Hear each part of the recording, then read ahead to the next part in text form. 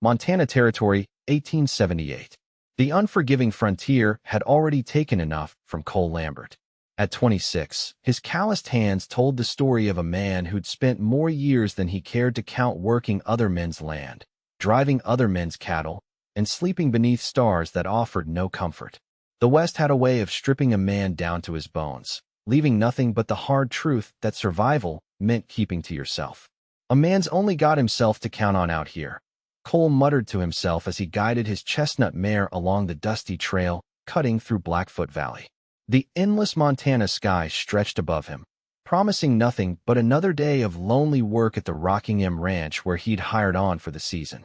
Cole had watched too many good men die chasing dreams of land, love, and legacy.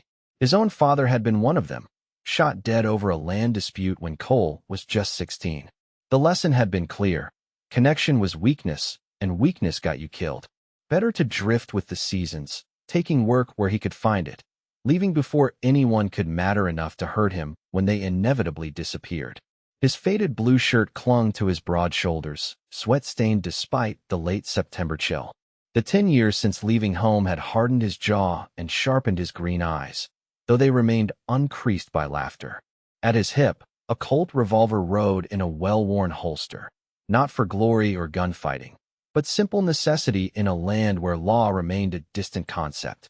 What Cole wanted was straightforward enough: earn enough to buy a small parcel of land somewhere remote, where a man could live without depending on the fickle nature of others. What he needed, though he'd never admit it even to himself in the quietest hours, was something to fill the hollow ache that grew with each passing season of solitude.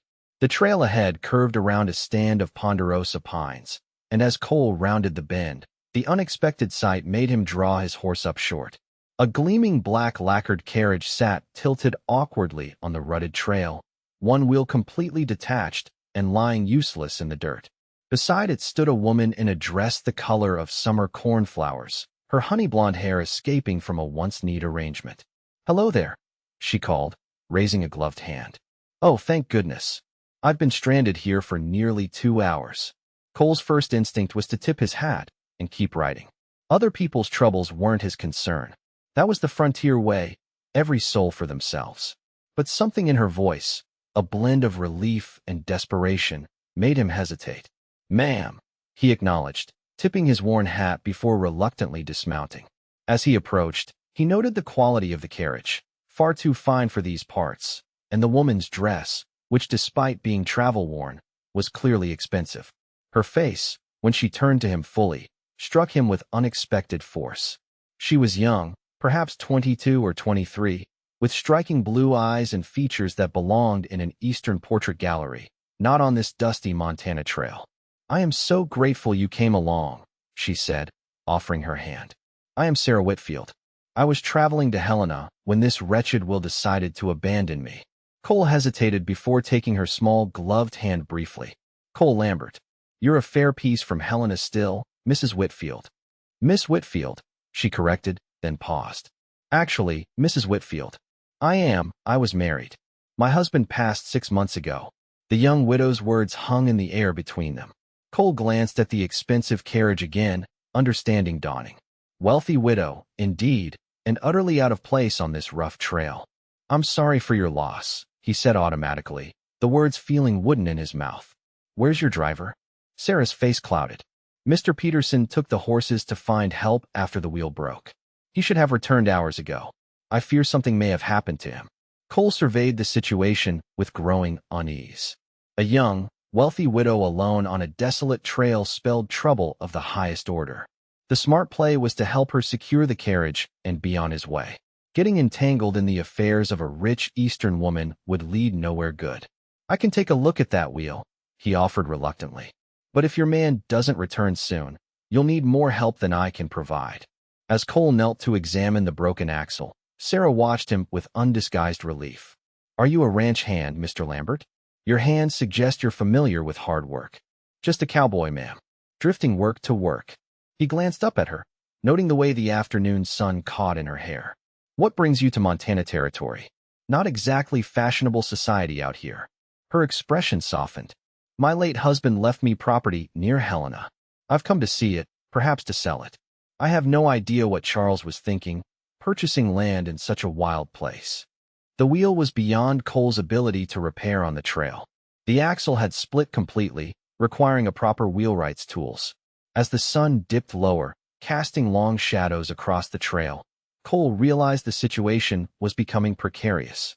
"Your driver isn't coming back, Mrs. Whitfield," Cole said bluntly, standing and dusting off his hands. "Night's coming. Nearest town is Riverspend, about 8 miles back. My horse can carry us both there, and we can return with help tomorrow." Fear flashed across Sarah's face. "Leave my carriage? All my possessions are inside." "Nothing worth your life," Cole replied.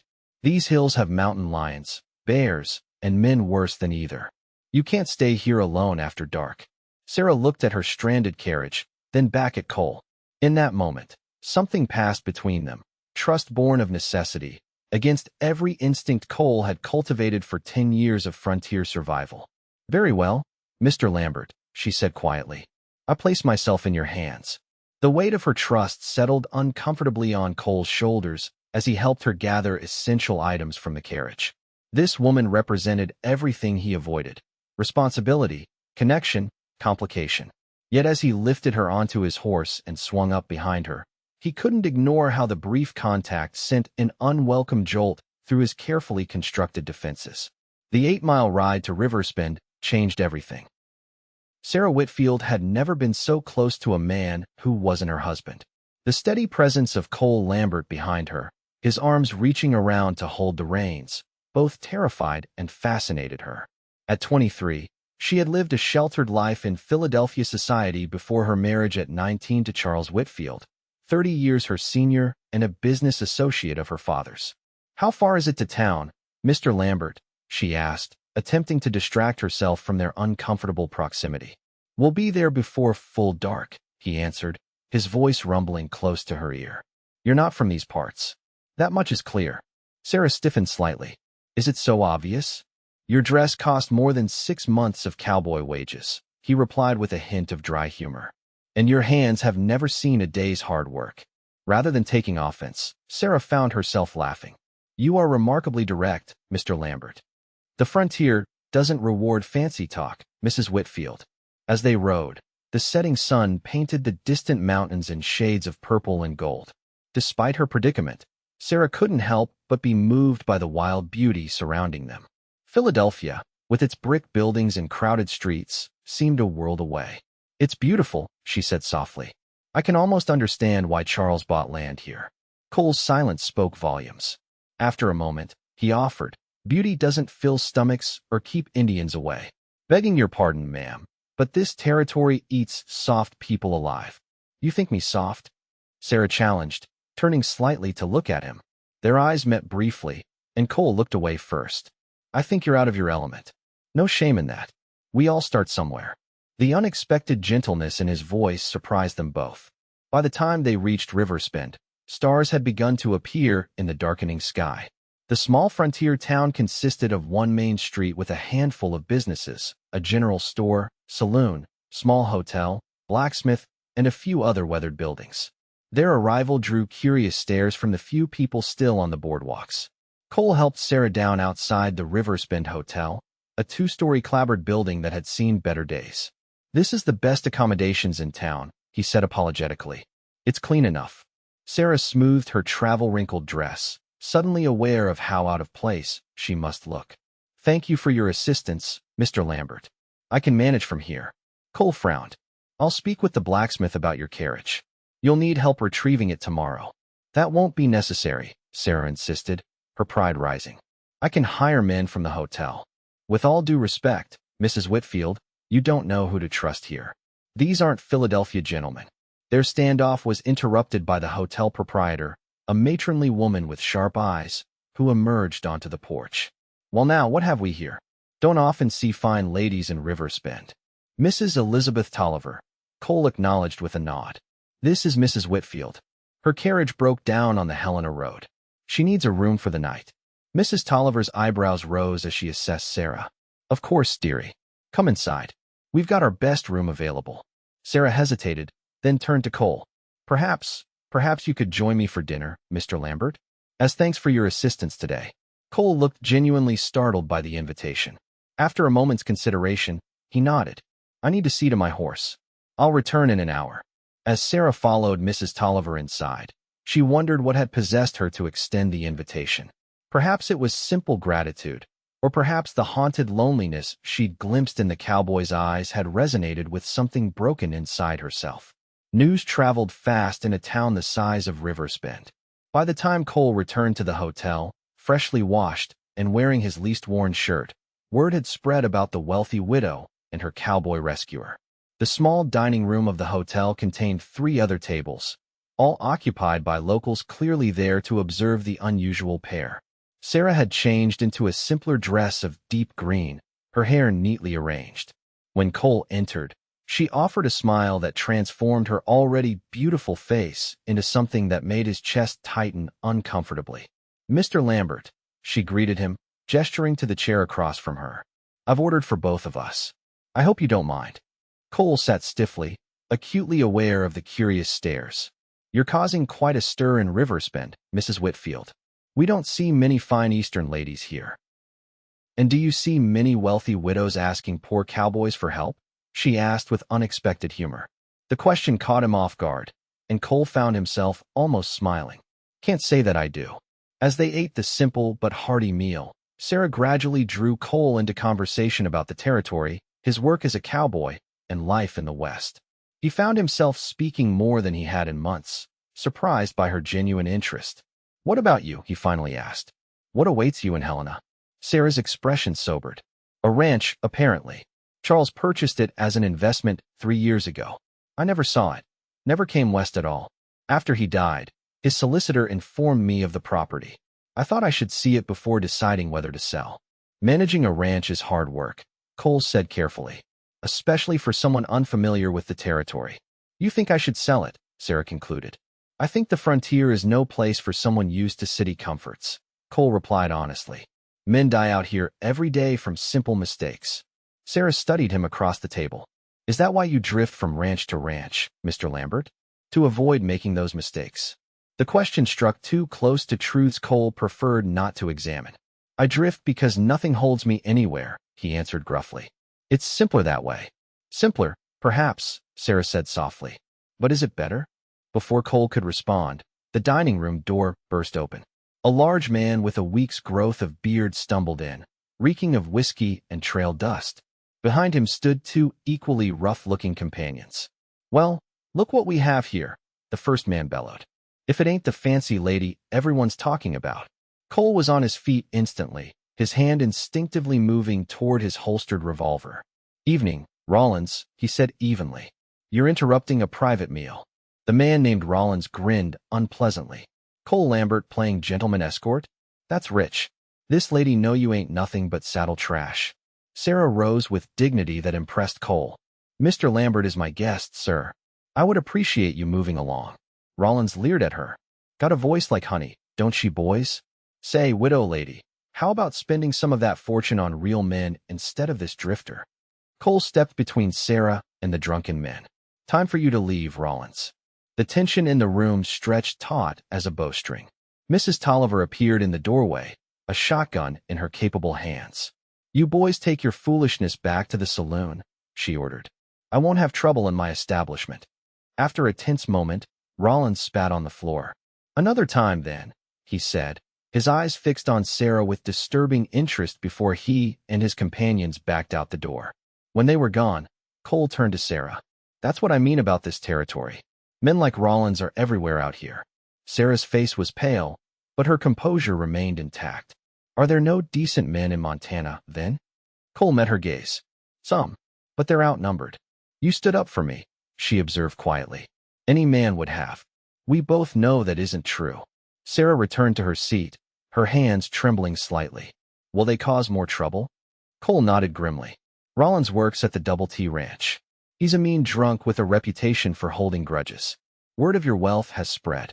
Then perhaps you might consider continuing as my escort to Helena?" Sarah suggested. "For appropriate compensation, of course." The request should have been simple to refuse. Entangling himself with Sarah Whitfield meant complications, danger, an inevitable goodbye. Every instinct honed by years of frontier survival told him to walk away. Instead, Cole heard himself say, "I'll take you to your property. After that, you're on your own." The look of genuine gratitude on Sarah's face made something shift inside him, something he'd thought long buried under years of careful isolation. The next morning dawned clear and cool. Cole had arranged for the blacksmith and his son to accompany them back to the stranded carriage with tools to repair the broken wheel. Sarah emerged from the hotel wearing a practical riding outfit that surprised him. Gone was the impractical cornflower dress, replaced by a divided skirt and jacket more suited to frontier travel. "Mrs. Tolliver lent me these clothes," Sarah explained, noting his expression. "She suggested my own attire might be impractical." "She's right," Cole acknowledged, offering his hand to help her mount a rented horse. "Can you ride?" "I had lessons as a girl," Sarah replied with determination. "I may be Eastern, Mr. Lambert, but I'm capable of adaptation." The repair of the carriage took most of the morning. While the blacksmith worked, Cole found himself walking with Sarah along the edge of a small creek that paralleled the trail. "Tell me about your husband," Cole said, surprising himself with the personal question. Sarah's expression grew distant. "Charles was a good man. Kind, in his way. Our marriage was a business arrangement, primarily. My father's finances were failing, and Charles offered stability." "You didn't love him?" Cole asked before he could stop himself. "I respected him," Sarah answered carefully. "He was 30 years my senior, Mr. Lambert. We led separate lives, for the most part. His death was unexpected, a heart seizure." Cole nodded, understanding the unspoken truth. Hers had been a marriage of convenience, not passion. The knowledge shouldn't have affected him, yet he found it did. "What about you?" Sarah asked. "Has there ever been someone special?" Cole skipped a stone across the creek's surface. "Once. Her name was Rebecca. We were young. I was 19, she was 17. Her father didn't approve of a penniless ranch hand courting his daughter. What happened? She married a storekeeper in Bozeman. Last I heard, she had 3 children." Cole's voice remained neutral, but the old hurt lingered. "That's the way of things out here. Women need security, not dreams." "Perhaps some women prefer dreams," Sarah said softly. Their eyes met, and for a moment, something electric passed between them. Cole broke the connection first, turning back toward the carriage. "We should check on the repairs." By mid-afternoon, the wheel was fixed well enough for careful travel. The blacksmith advised against pushing too hard on the rough trails, suggesting they make no more than 10 miles before nightfall. "There's a way station at Copper Creek," Cole told Sarah as they prepared to depart. "We can stop there for the night." With Cole riding alongside, Sarah in her repaired carriage with the blacksmith's son driving, they set out toward Helena. The journey would take 3 more days at their current pace. The Montana landscape unfolded before them in breathtaking vastness. Rolling hills covered in prairie grass, giving way to pine-covered mountains in the distance. Despite himself, Cole found himself pointing out landmarks to Sarah, who absorbed everything with genuine curiosity. "It's so different from Philadelphia," she remarked. "Everything there feels contained, controlled. Out here, it's as though the land itself is alive." "It is alive," Cole replied, "and it doesn't care whether humans survive on it or not. That's what makes it beautiful and dangerous." They reached the Copper Creek station just as the sun began to set. The way station was little more than a large log cabin with attached stables, offering simple meals and basic sleeping accommodations for travelers on the Helena Road.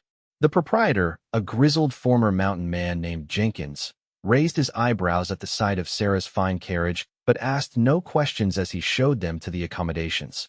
A common sleeping room with 6 rope beds for men, and a small private room reserved for female travelers. After a simple supper of venison stew and cornbread, Sarah and Cole sat on the station's porch, watching as stars appeared in the darkening sky. The silence between them had grown comfortable, no longer charged with the wariness of strangers. "Why did you really come to Montana, Mrs. Whitfield?" Cole asked finally. "The truth, if you don't mind." Sarah was quiet for so long that Cole thought she might not answer. When she did, her voice was barely above a whisper. "I was suffocating in Philadelphia. After Charles died, everyone expected me to either remarry quickly or become the perpetual grieving widow. My father had already begun arranging introductions to suitable men, all older, all wealthy, all looking for a decorative, obedient wife. She turned to face Cole, her expression earnest in the fading light. When I learned about the ranch, it seemed like an escape, a chance to breathe, even briefly, before returning to the life everyone expects of me. Cole studied her face, seeing beyond the beauty to the trapped soul beneath. The frontier isn't an escape, Sarah. It's just a different kind of cage for someone like you. It was the first time he had used her given name, and they both noticed. Sarah leaned slightly closer. And what kind of cage do you live in, Cole Lambert? The one where you convince yourself that loneliness is freedom. Her insight struck him like a physical blow. Before he could respond, the sound of approaching horses broke the moment. Jenkins emerged from the station with a shotgun, peering into the darkness. "Riders coming," he announced tensely. "Late for casual travelers." Cole stood, hand moving to his revolver. "Get inside," he told Sarah quietly. She hesitated, then obeyed, disappearing into the station as 4 horsemen emerged from the darkness. Cole's stomach tightened as he recognized Rollins among them. "Well now," Rollins called, dismounting with a cruel smile. "Fancy meeting you here, Lambert. We were just passing through, weren't we, boys?" "Station's closed for the night," Jenkins announced firmly, his shotgun visible but not raised. Rollins ignored him, his eyes fixing on Cole. "Where's your fine lady friend? We just wanted to pay our respects." "She's not receiving visitors," Cole replied evenly. "Especially not drunks with bad manners." Rollins' expression darkened. "Getting mighty protective of a woman who's just paying you for services, ain't you? What exactly is she paying you for, I wonder?" Cole's jaw tightened. "Say what you came to say, Rollins, then move on." "Word is she's carrying a fortune in bank drafts," one of the other men said. "Heading to Helena to buy up more property." Cole kept his expression neutral, though inwardly he cursed the speed of frontier gossip. "If you're thinking of robbery, think again. The lady is under my protection." Rollins laughed. "Your protection? You're just a saddle tramp, Lambert. You really think you can stop us if we decide to take what we want?" The threat hung in the air, clear and ugly.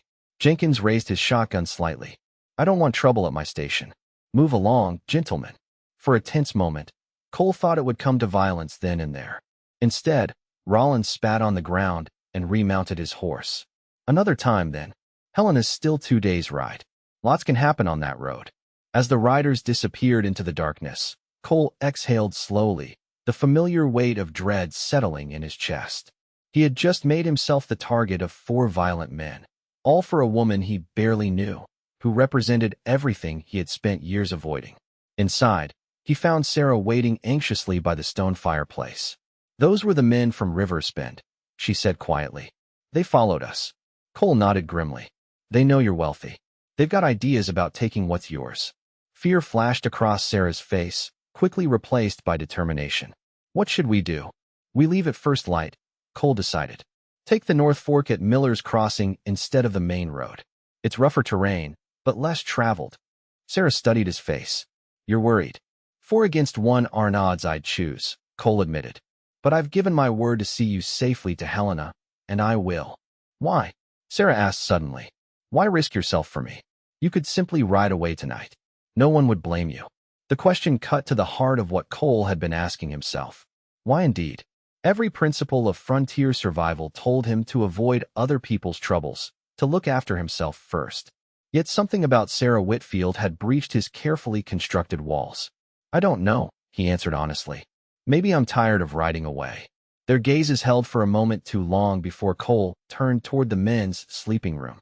"Get some rest, Mrs. Whitfield. Tomorrow will be a long day." They departed the station before dawn, Cole riding ahead to scout the trail, while Sarah followed in her carriage with the blacksmith's son driving. The northern route was indeed rougher, the trail narrowing as it wound through pine forests and rocky outcroppings. By midday, Cole was confident they had evaded Rollins and his companions. He called a halt beside a small stream, allowing the horses to drink while they ate a cold lunch of biscuits and jerky. "How much farther to Helena?" Sarah asked, spreading her skirt carefully as she sat on a fallen log. "At this pace, we'll reach it by tomorrow evening," Cole replied, scanning the surrounding forest with habitual caution. "Your property is north of town, you said?" Sarah nodded. "Pine Valley Ranch, according to the deed. Have you heard of it?" Cole frowned. "Can't say that I have, but that valley's good grazing land. Prime property. Charles had a manager running it. A Mr. James Wilson. Sarah pulled a letter from her pocket. His report stopped coming 6 months ago. That's partially why I decided to come myself. A warning bell sounded in Cole's mind. The report stopped when your husband died? Yes. Charles handled all business matters. Sarah's expression grew troubled. Do you think that's significant? Before Cole could answer, the sound of a rifle shot cracked through the clearing. The bullet splintered bark from a tree inches from where Sarah sat. Down, Cole shouted, drawing his revolver and pulling Sarah behind the cover of the fallen log. The blacksmith's son dove from the carriage, taking shelter beneath it. 2 more shots rang out from the tree line across the clearing. Cole returned fire, aiming at the muzzle flashes. It's Rollins, he told Sarah, who was pressed against him behind the log. They must have guessed our route. Sarah's face was pale but composed. What do we do? Cole assessed their situation grimly. They were pinned down, outnumbered, with limited ammunition. When I give the word, you run for those rocks. He indicated a cluster of boulders 20 yards away. I'll cover you. I won't leave you, Sarah protested. This isn't a debate, Cole said sharply. I can hold them off longer if I'm not worried about you in the open. After a moment's hesitation, Sarah nodded.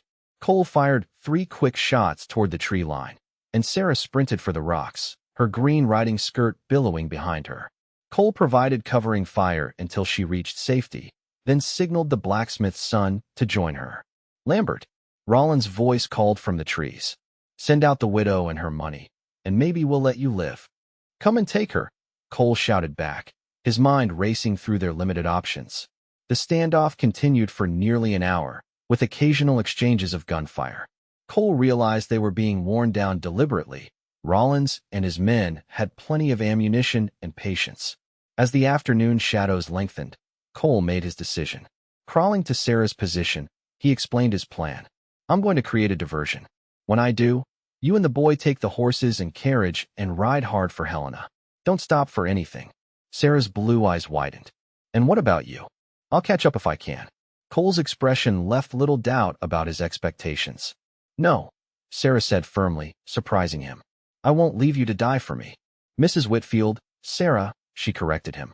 If you're willing to die for me, you should use my given name. Despite everything, Cole felt a smile tug at his lips. Sarah then, this isn't open for discussion. Actually, it is, she countered, withdrawing a small Derringer pistol from her pocket. Charles insisted I learn to use this. I'm not helpless, Cole. Before Cole could argue further, the sound of new gunfire erupted from the far side of the clearing, but this time, it wasn't aimed at them. Shouts of alarm came from Rollins' position. What the devil? Cole muttered, cautiously peering around their cover. To his astonishment, a group of mounted men in buckskins had appeared behind Rollins' position. The tables had turned dramatically, with Rollins and his companions now caught in a crossfire. Throw down your weapons, a commanding voice shouted. This is Deputy Marshal Harris. The gunfire ceased abruptly. Cole watched in disbelief as Rollins and his men emerged from the trees, hands raised in surrender. Are they law officers? Sarah asked in confusion. Looks like it, Cole replied, equally bewildered by their timely rescue. The deputy marshal approached their position, a weathered man in his 40s with a star pinned to his buckskin jacket. You folks all right? We've been tracking these Jaspers for 2 days. They're wanted for stage robbery near Bozeman. Cole helped Sarah to her feet. We're unharmed, Marshal, though I'm curious how you happen to find us on this rarely used trail. The marshal glanced at Sarah. Would you be Mrs. Whitfield, ma'am? Owner of Pine Valley Ranch. Sarah nodded, surprise evident on her face. Yes, but how did you know? Your ranch foreman, Wilson, got word you were coming. When rumors spread about Rollins targeting a wealthy woman on the Helena Road, he asked us to keep an eye out. The marshal tipped his hat. Good thing we did. Cole's suspicions rose immediately. How did this Wilson know which route we'd take? The marshal shrugged. Said you'd likely take Miller's Crossing to avoid trouble. Seems he knows you, Lambert. Cole frowned, searching his memory. James Wilson, tall fellow with a scar along his jaw? That's him, the marshal confirmed. Recognition dawned suddenly. I worked a cattle drive with him 3 years back. Good man in a tight spot. Relief flooded through Cole. If Wilson was the same man he remembered, Sarah's property had been in capable hands. More importantly, it meant someone had been looking out for her arrival, someone trustworthy. With Rollins and his men in custody, the marshal offered to escort them to Helena. As they traveled, Sarah rode in her carriage while Cole rode alongside, both processing the events of the day. "I would have left you," Sarah said suddenly, breaking a long silence. "If you had forced me to go, I mean." Cole glanced at her. "I know, but I wouldn't have forgiven myself." Her eyes met his with an intensity that made his chest tighten. Ever. Something shifted between them in that moment. An acknowledgement that whatever had sparked between a wealthy widow and a poor cowboy had grown into something neither had anticipated. They reached Helena the following afternoon, a bustling frontier town that served as the territorial capital. The deputy marshal bid them farewell after ensuring Rollins and his companions were secured in the town jail. Cole accompanied Sarah to the territorial land office, where her ownership of Pine Valley Ranch was confirmed. The clerk provided directions to the property, located 15 miles north of town. "Will you come with me?" Sarah asked Cole as they stood outside the land office. To see the ranch. Every instinct told Cole that this was the moment to say goodbye, to return to the drifting life he understood, before he became any more entangled with Sarah Whitfield and the complications she represented. Yet the thought of riding away filled him with a hollow ache he couldn't ignore. "I'll see you safely there," he agreed. "One more day won't matter." They departed for Pine Valley Ranch the next morning. As they crested a ridge overlooking the property, both fell silent at the view spread before them. A lush valley stretched for miles, bordered by pine-covered hills and split by a clear running creek. Near the center stood a substantial log ranch house with a cluster of outbuildings and corrals. Cattle dotted the valley floor, grazing on rich grassland. "It's beautiful," Sarah breathed, her eyes wide with wonder. Cole nodded, reluctantly impressed. "Your husband chose well. This is prime ranchland." They were met at the main house by James Wilson, who proved indeed to be the man Cole remembered from the cattle drive years earlier. His weathered face broke into a genuine smile at the sight of Sarah. "Mrs. Whitfield, welcome to Pine Valley." His gaze shifted to Cole with recognition. "Lambert, been a long time." After introductions and explanations, Wilson showed them around the property. The ranch was larger and more successful than either had anticipated.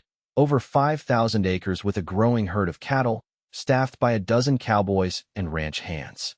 "Your husband was building something substantial here," Wilson explained as they toured the main house, a comfortable two-story structure with surprisingly elegant furnishings.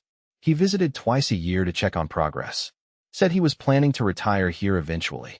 Sarah absorbed this information with visible surprise. "He never mentioned that to me. Our lives were quite separate." Wilson nodded diplomatically. "Mr. Whitfield was a private man. After he passed, I wasn't sure what to do. His instructions were to maintain the ranch until either he or you arrived." As evening approached, Wilson arranged a meal with the ranch hands, introducing Sarah as their employer. The men were respectful, if curious, about the Eastern woman who now owned their livelihood. Later, sitting on the porch of the main house, Cole and Sarah watched the sunset paint the valley in shades of gold and crimson. A comfortable silence stretched between them, broken finally by Sarah's quiet voice. "I don't want to sell it." Cole glanced at her, noting the certainty in her expression. "It's a big undertaking for someone with no ranching experience." "Then I'll learn," she replied simply. "For the first time in my life, I feel free. In Philadelphia, I was Charles Whitfield's widow or Edward Patterson's daughter. Here, I could be just Sarah." "The frontier isn't kind to just anyone," Cole warned. "Especially not a woman alone." Sarah turned to face him fully. "Which is why I want to ask you something, Cole Lambert. Would you consider staying on? Not as an employee exactly, more as a partner." The word hung between them, laden with meaning beyond business arrangements. Cole studied her face in the fading light, seeing hope, fear, and something else, something that mirrored the unexpected feelings growing inside him. "A partnership," he repeated carefully, "between a wealthy widow and a poor cowboy. Between two people who perhaps found each other when they most needed to," Sarah corrected softly. Everything Cole had believed about survival on the frontier told him to refuse, to avoid entanglements, dependencies, the inevitable pain of loss. Yet as he looked at Sarah Whitfield, with her determination and quiet strength, he recognized that his long-held belief about the frontier being no place for connection was crumbling. I've spent 10 years believing that a man survives out here by depending on no one, Cole said slowly. Believing that connections are weakness, and weakness gets you killed. Sarah's expression fell slightly, but Cole continued. And then you came along with your broken carriage and upended everything I thought I knew. Is that a yes? Sarah asked, hope brightening her eyes. It's a maybe, Cole answered honestly. I need time to think. This is not what I expected when I found you on that trail. Sarah nodded, disappointment visible but understanding in her expression. Of course, take whatever time you need. That night, Cole lay awake in the bunkhouse, his thoughts in turmoil. The prospect of staying at Pine Valley, of building something with Sarah, both terrified and tempted him. For the first time in a decade, he allowed himself to imagine a life beyond drifting, a home, a purpose, perhaps even love. By morning, he had made his decision. Finding Sarah in the ranch house kitchen, he stood in the doorway, hat in hand, watching as she attempted to learn coffee making from the amused ranch cook. She looked up, her smile fading as she noted his packed saddlebags. You're leaving? Cole nodded. I need to collect my things from the Rocking M. Give proper notice. Hope flickered across Sarah's face. And then, Cole said quietly, if the offer still stands, I'd like to try this partnership you mentioned. The joy that transformed Sarah's expression made something long dormant bloom in Cole's chest. She crossed to him, hesitating just a moment before placing her hand on his arm. The offer stands, Mr. Lambert, for as long as you want it to. The warmth of her touch, the promise in her words, sealed what both now recognized was inevitable. Cole would return, not just for the ranch or the opportunity, but for the woman who had shown him that the frontier's harshness could be weathered better together than alone. 3 weeks later, Cole Lambert rode back into Pine Valley, his worldly possessions in his saddlebags, his heart lighter than it had been in years. He found Sarah in the garden behind the main house, attempting to coax eastern flowers to grow in Montana soil. She straightened at his approach, the genuine pleasure in her smile washing away his last doubts. You came back. I said I would. Cole replied simply, dismounting and crossing to her. Many men say things they don't mean, Sarah observed, removing her gardening gloves. I'm not many men. No, she agreed softly. You're not. That evening, they sat together on the porch, discussing plans for the ranch, expanding the herd, improving the irrigation from the creek, training new horses. Their conversation flowed easily, ideas building upon ideas, a partnership taking shape naturally. As darkness fell and lanterns were lit inside the house, Sarah turned to Cole with unexpected seriousness. There's something I need to tell you about my marriage to Charles. Cole listened as she explained how her father had arranged the match to save the family from financial ruin, how she had entered the loveless marriage at 19 with eyes wide open, and how Charles had treated her with distant courtesy but little affection. He was not unkind, Sarah concluded, but there was never love between us. I tell you this because I want no secrets between us, Cole. Whatever this partnership becomes, it should be built on truth. Cole nodded, understanding the gift of her honesty. In return, he shared his own truth, about his father's death over a land dispute, about learning the hard lesson that caring for people meant vulnerability, and about the years spent avoiding connections that might lead to pain. Yet here I am, he finished quietly, breaking every rule I made for myself. Why? Sarah asked, her voice barely above a whisper. Cole looked at her in the soft lantern light. Because sometimes finding the right person makes the risk worth taking. The months that followed saw Pine Valley Ranch flourish under their joint guidance. Cole's knowledge of cattle and horses complemented Sarah's quick mind for business. Under Wilson's continued management and their direction, the ranch expanded its operations, gaining a reputation for quality stock and fair dealing. Sarah surprised everyone, perhaps Cole most of all, with her adaptation to frontier life. She learned to ride astride, to mend fences, to keep accounts, and to navigate the complex social dynamics of the growing Montana territory. The Eastern lady transformed gradually into a capable ranch woman, though she maintained the grace and refinement that had first caught Cole's attention. For his part, Cole found himself transforming as well. The drifting cowboy with walls around his heart became a man with roots, with responsibilities beyond himself, and with a growing certainty that his long-held belief about the frontier being no place for love had been entirely wrong. Their partnership evolved naturally, professional respect deepening into friendship, and friendship blossoming into something neither could deny. Yet both circled cautiously around naming what grew between them, perhaps afraid that acknowledging it might somehow break its spell. Winter arrived with blinding snowstorms and bitter cold that confined them often to the ranch house. On one such evening, with snow piling against the windows and a fire blazing in the hearth, Cole found Sarah in the study, reviewing the ranch accounts. "The north pasture fencing will need replacing come spring," he reported, warming his hands by the fire. "The snow collapsed a section near the creek." Sarah nodded, making a note in her ledger. "We should consider expanding the east corrals as well, if we're increasing the herd." Cole watched her, struck suddenly by how naturally they had fallen into this shared life.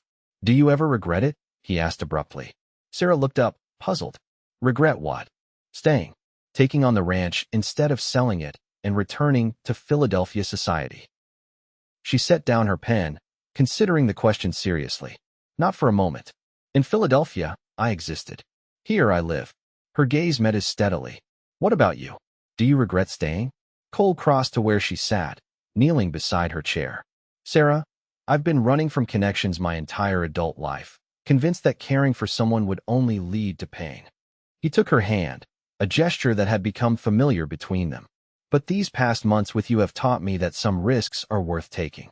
Sarah's eyes widened as she understood what he was saying. "Cole, I love you," he said simply, the words he had held back for months finally breaking free. "I think I've loved you since you asked me to dinner at that hotel in Riversbend." Tears gathered in Sarah's eyes, but her smile was radiant. "I've been afraid to say it first," she admitted. "Afraid you might still leave." "I'm not leaving," Cole promised. "Not now, not ever." "Then I should tell you," Sarah said, her voice trembling slightly, "that I love you too, Cole Lambert. More than I thought possible." He raised her hand to his lips, pressing a kiss to her palm. "I have nothing to offer you but myself, Sarah. No fortune, no pedigree, just my hands and my heart. That's all I've ever wanted," she whispered. Their first kiss, when it came, felt like coming home after a long journey, a recognition of something both had been seeking without knowing it. The wealthy widow and the poor cowboy, who had found each other on a dusty Montana trail, discovered that the labels that should have separated them meant nothing compared to the bond that had grown between them. Spring came to Pine Valley with bursts of wildflowers and new calves in the pastures. On a perfect April morning, Cole and Sarah stood before a small gathering of friends and ranch hands, exchanging vows that formalized what had been true for months. They were partners in every sense, bound by love that had flourished against all odds. Sarah wore a simple white dress with wildflowers in her hair, while Cole stood tall in a new suit that felt strange but right for the occasion. James Wilson served as best man, beaming with approval as the couple pledged their lives to one another. "I once believed the frontier was no place for love," Cole said as they exchanged their personally written vows. "That a man survived out here by depending on no one but himself. You taught me that real strength comes from connection, not isolation. That even in this harsh land, love can not only survive, but thrive." Sarah's eyes shone with tears as she responded. "I came west looking for escape, for a brief taste of freedom before returning to a life others had planned for me. Instead, I found a home I never knew I wanted, and a love I never dared to dream of. You showed me that I'm stronger than I knew, and that together, we can build something beautiful in this wild place." As they sealed their vows with a kiss, cheers erupted from the assembled guests. The celebration that followed lasted well into the night, with music, dancing, and plenty of good-natured teasing about the unlikely couple. Later, as they stood alone on the porch of what was now truly their home, Cole wrapped his arms around his wife, both gazing up at the vast Montana sky scattered with stars. "If you had told me a year ago that I'd find love because a wealthy widow's wagon broke down," Cole mused, "I'd have said you were crazy." Sarah laughed, leaning back against his chest. "And if you had told me I'd fall in love with the poor cowboy who helped me fix it, I'd have said the same." "Just goes to show," Cole murmured, pressing a kiss to her temple, "that sometimes the best journeys start with a broken wheel." "And sometimes," Sarah added, turning in his arms to face him, "they lead exactly where you're meant to be." As they stood together under the endless sky, Cole Lambert and Sarah Lambert acknowledged the truth they had both discovered, that the frontier, for all its harshness and danger, was indeed a place where love could flourish, not despite its challenges, but because of them. Two souls who might never have met in any other circumstance had found in each other the home they had both been searching for. The wealthy widow and the poor cowboy, thrown together by chance, had built something neither could have created alone, a partnership, a love, and a legacy that would endure long after them in the beautiful valley they both now called home.